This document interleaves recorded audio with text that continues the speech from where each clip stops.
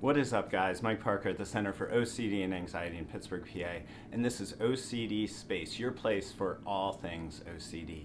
Today I wanted to go back to an earlier video I did, which was kind of introducing you all to the concept of inference-based cognitive behavioral therapy, a newer OCD approach. And I thought it was a good time to kind of go back to the beginning and think about, what is this new treatment?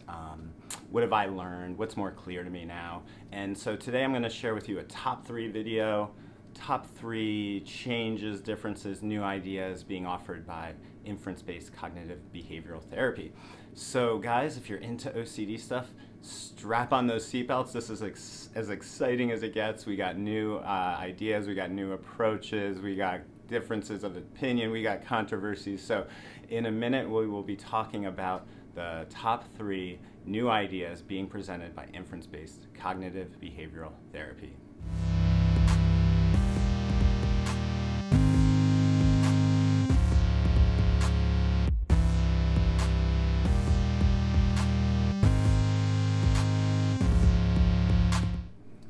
All right, let's get to it. Today we're going to be talking about inference-based cognitive behavioral therapy, I-CBT, and I want to share with you all the top 3 changes that I see this new treatment bringing to the field.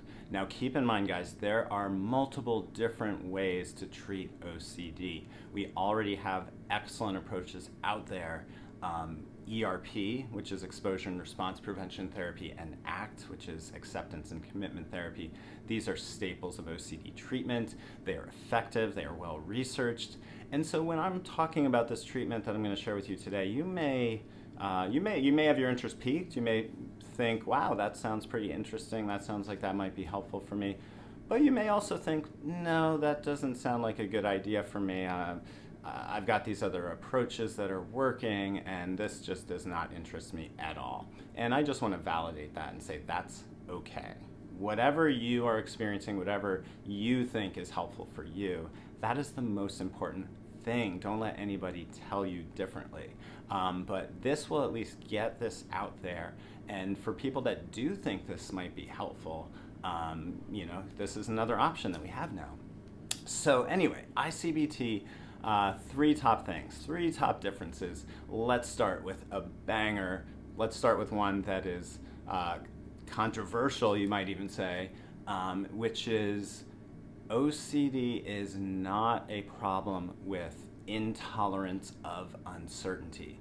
So a lot of the treatments we've been doing, we've been administering these treatments with an assumption sometimes that someone with OCD has to better tolerate uncertainty. And so you're washing your hands over and over again. You're researching medical issues online over again. You're making doctor's appointments. You are asking your partner for reassurance about something. You're doing these things over and over and over again because you're having trouble tolerating uncertainty. There are certain things that you just can't know in life 100%. And so when you try to know something perfectly 100% and have absolute certainty, that's when you run into problems. And so that's a very compelling explanation of OCD, and we've been believing that for a while. And that, who knows, maybe that is the case with some people with OCD. But inference-based cognitive behavioral therapy is saying, the intolerance of uncertainty is not a problem, and that it's even going a little further to say that people without OCD are not better at tolerating uncertainty, and actually that tolerating uncertainty might not even be a real thing. It might be something that just kind of sounds good, but do we even know what that actually looks like? What does it mean to tolerate uncertainty? Hard thing to define to some degree, right? Like behaviorally, what does it look like when I'm accepting uncertainty? I'm not sure I know the answer to that. So what I-CBT is saying, that people without OCD are not going around tolerating uncertainty. And so if you think about like hit and run OCD, which is a specific obsession, where you drive somewhere and then you ask yourself, could I have hit someone and not noticed it? Did I, forget a bump along the road while I wasn't paying attention, and maybe it was actually a person, and so you start developing suddenly a feared situation in your head, and then you would go back and drive and check. And so I-CBT is saying to get over an obsession like that, you don't need to accept or tolerate uncertainty. And so, me sitting here in my office today, I'm not sitting here talking without anxiety about hit and run OCD because I've accepted the uncertainty that I might have hit someone, I might have forgotten a bump along the road, I might have been lost in thought and not paying attention and hit someone. And so I'm not sitting here before you today because I can handle the uncertainty that my memory is flawed and I could always possibly have hit someone and not remembered it or not known it. And so you can apply that to a variety of different obsessions. I'm not touching that doorknob because I can handle the fact that there might be dangerous germs on the doorknob. And so what is it that's going on according to I-CBT if you're not tolerating uncertainty to be able to function in these ways? Well, I-CBT says that you are basically dismissing possibilities as irrelevant to you. You're not accepting these possibilities, you're literally dismissing them. So one thing you might want to ask yourself is, if you have an obsession in a certain area, think about an area where you don't have an obsession, right? Think about a possibility. Think about the possibility that NASA might not be very good at identifying asteroids or meteors, whatever, that are flying at us. And if an asteroid has wiped out dinosaurs in the past, why wouldn't that be happening to us any day now also, right? We're going to miss an asteroid, it's going to hit the planet, and we're going to all be extinct. That might be something you start worrying about. I don't know. But if it's something that, I tell you about and you're like, yeah, whatever, that is you dismissing something as irrelevant to you. And so notice what you're obsessing about, and then notice the possibilities out there, the scary things that could happen that are possible that you're not. Are you accepting uncertainty to not worry in those other areas? Or are you just saying to yourself, that's not relevant to me? And so the answer from an I-CBT perspective is trusting your senses again, because that's what you're doing in other areas. You don't have information that an asteroid's headed towards the planet, and so you don't have any reason to focus on that kind of what if and obsess over that. So you trust the information you have. You trust your senses in this area that everything seems to be fine, and I'm going to trust that. And so that would be a big thing, trusting yourself as far as that's why you don't worry in certain areas, not because you're just better at tolerating uncertainty. So anyway, that's a long-winded answer for number one, but intolerance of uncertainty is not an issue. Trusting yourself and dismissing irrelevant what-ifs is the answer, actually. Let's look at number two. This is another good one. So inference-based cognitive behavioral therapy is also moving away slightly from an approach we have been using very heavily in OCD treatment, which is externalizing OCD. And so I-CBT is doing much less of that work of separating who you are from your OCD. We've been doing that so much, and we still do that. But I-CBT is doing that much less. And so what I-CBT is doing instead is asking you the question, why are you thinking this? Why are you believing this? So if you are suddenly worried about something very specific, like that I might be going to hell, I might say something blasphemous, something like that with a scrupulosity obsession, we could externalize the OCD in that situation. We could say, why is OCD making you think you're a bad person? Why is OCD making you think God hates you? We could do it that way.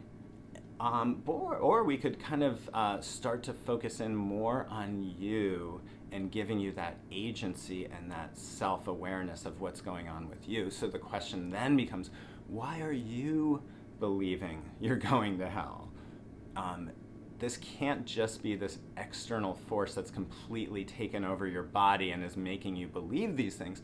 you, for some reason, are convinced of them and you believe them.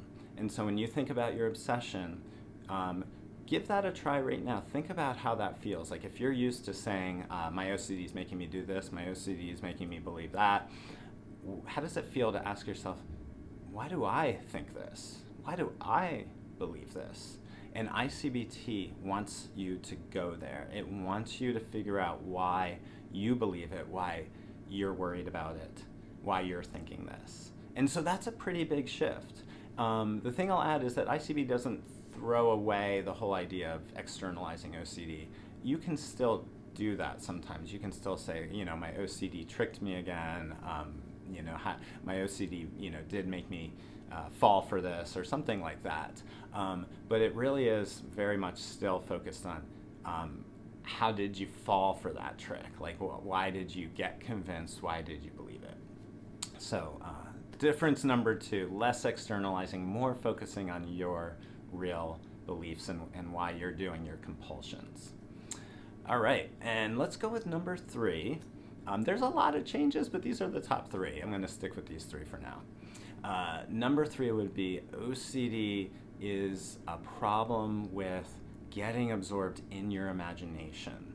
And so one of the big ways that you are getting absorbed in an obsession and believing an obsession is because you are getting pulled into your imagination and having very believable, real feeling experiences. And those are all taking place up here in your imagination.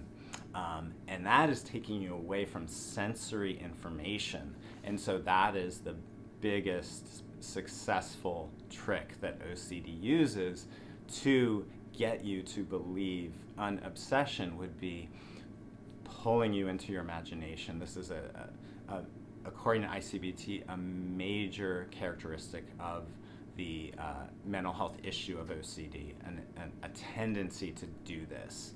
And so the reason why this is so critical is because in order to resolve doubt, in order to dismiss concerns as irrelevant, in order to not think about scary stories and get convinced of possibilities, you have to stay grounded in your senses. You have to stay grounded in, what do I know right now? What do I want and desire right now? What am I seeing and hearing right now? What do I believe?